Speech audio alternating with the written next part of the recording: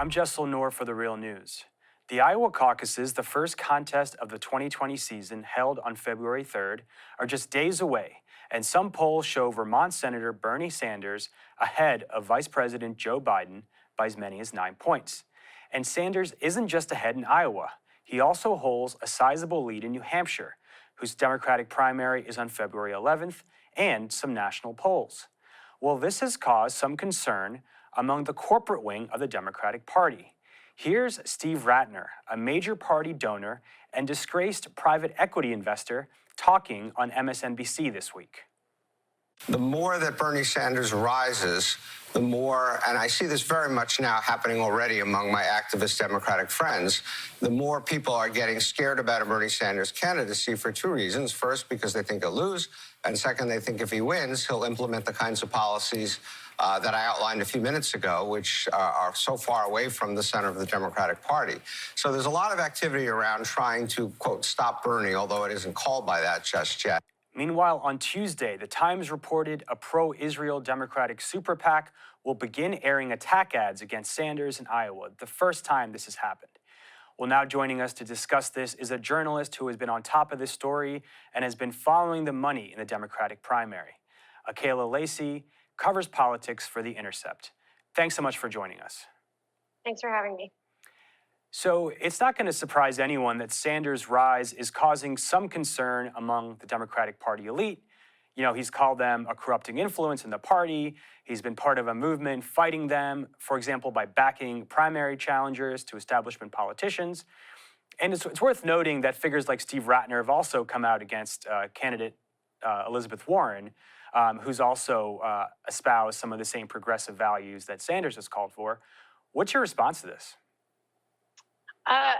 I don't think it's necessarily surprising. We would see pushback for any of the top candidates who are surging just a couple of days ahead of Iowa. But what's special about this case is that the people who are talking about fears surrounding a Sanders nomination are particularly the interests who would be damaged by his presidency.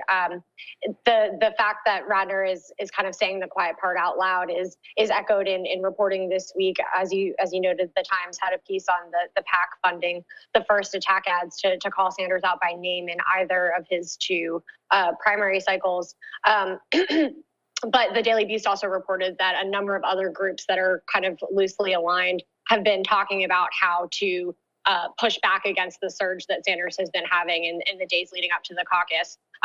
So it kind of echoes, a little bit of what we saw in 2016 with establishment forces kind of organizing against Sanders, and we saw what happened with the nomination there. And so you've been tracking some of the money being spent in the race by campaigns, by outside groups. What have you found so far? And I also wanted to ask you what we don't know so far because of campaign disclosures that have not been released yet. So there are a number of outside PACs that are spending in support of a number of the top candidates. I think Warren is the only candidate who doesn't have a PAC spending for her. The PAC spending for Sanders is a Nurses United PAC. There's a separate PAC spending on Biden and another PAC Vote Vets that's been spending on Pete Buttigieg. Notably, all of the candidates have denounced PAC spending. Biden has spoken a number of times about swearing off of corporate PAC money, but the campaign walked that back a few months ago after it was announced that several of his allies were organizing to help him because he's been lagging behind Warren and Sanders in fundraising. So you just published a story with Ryan Grimm where you looked at an interesting trend among older voters who have typically supported Biden. And this has happened as Biden has continued to lie about his record on Social Security, which you and The Intercept have sort of documented in the last few weeks. Tell us what you found. So a number of recent polls that came out just in the past week or so showed Biden losing some ground among middle-aged and older voters. So between 45 and 65 and older. Sanders has seen some spikes among those age groups, and it's important to note that all of these polls have a lot of varying methodologies, and that you can't take any single poll to extrapolate too far. But the sense that there's been a number of significant swings towards Sanders and away from Biden in this age group at the same time that he's had to answer to frankly lies that he's told about his record on Social Security. The campaigns have been dueling back and forth. There was a story that came out yesterday suggesting that Sanders himself had equivocated on his position on Social Security in the past, and the Biden campaign is kind of using that to continue hitting back against him as things heat up ahead of Monday. And you had another piece about former South Bend Mayor Pete Buttigieg, who's also a top Democratic contender. He struggled among voters of color. You reported on how he skipped a number of public meetings in the wake of the police shooting of Eric Logan, a 54-year-old Black resident. What did you find? So the mayor has spoken a lot about how his administration responded to this shooting. It was a high-profile event that brought him home from the campaign trail this summer. A lot of reporting around protests at that event and questions that the former mayor had to answer to. And then there was a lot of subsequent reporting on, his administration's handling of other complaints within and against the police department. So the mayor has touted that, how they conducted a number of community meetings. They funded studies to look into different racial disparities in South Bend, and using those metrics to indicate that they were engaging with the community and trying to respond to their concerns. But a major complaint from some of the activists who pushed for those meetings is that the mayor didn't attend any of them until they complained to CNBC that he hadn't attended any meetings thus far. The campaign maintains that when he did attend a meeting after that report, it had already been on his schedule. You can ask questions about whether or not that that's true. But there were also a number of stories that came out yesterday illuminating some concerns from staffers of color within the Buttigieg campaign around his response to this issue, around having to respond to their family members and friends about criticisms of the mayor on these things.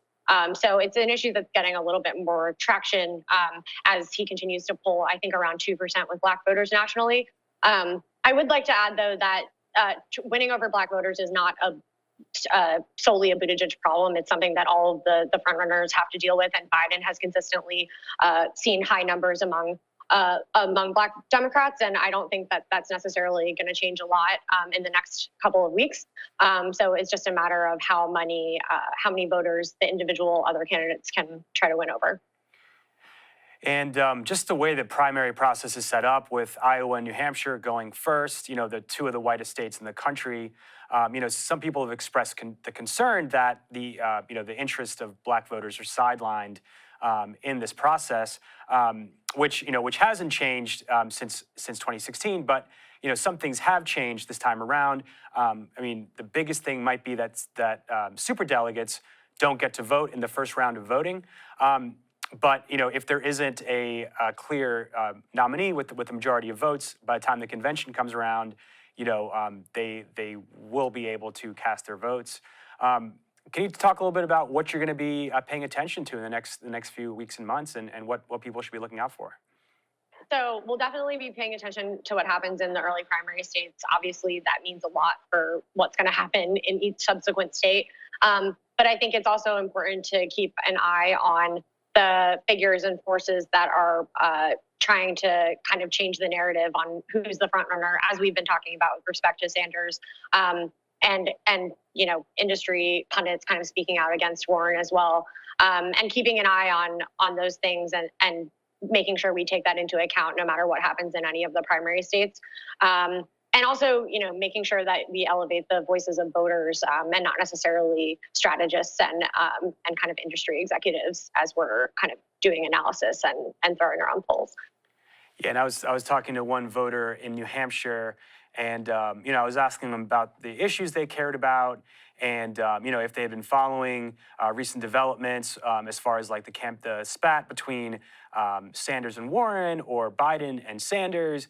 And this was a former school teacher, and he just told me he was disappointed that I was focusing on these fights between the campaigns and not the issues. It seems like a lot of people want to stick to the issues, and for a lot of voters, the top issue is defeating Trump. Yeah, I think that's definitely true. And unfortunately, it's a cycle that feeds itself when there's these kind of major Twitter fights that happen, like the next like 24 hours after the handshake spat. That's what consumed every single news outlet as well. And while voters on the ground probably don't care about that, unfortunately, donors and strategists do, and they use those moments to kind of leverage power in certain ways. And so that can influence voters, maybe not, immediately, and maybe not right after, whatever happened, but eventually it can wage an outsized influence on what happens with campaigns. All right, Akela, Lacy, thanks so much for joining us. Thank you for having me. So Akela covers politics for The Intercept. We'll link to her reporting at therealnews.com. Thank you so much for joining us.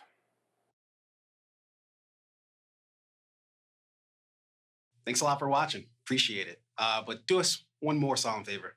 Hit the subscribe button below. You know you want to. Stay up on the videos.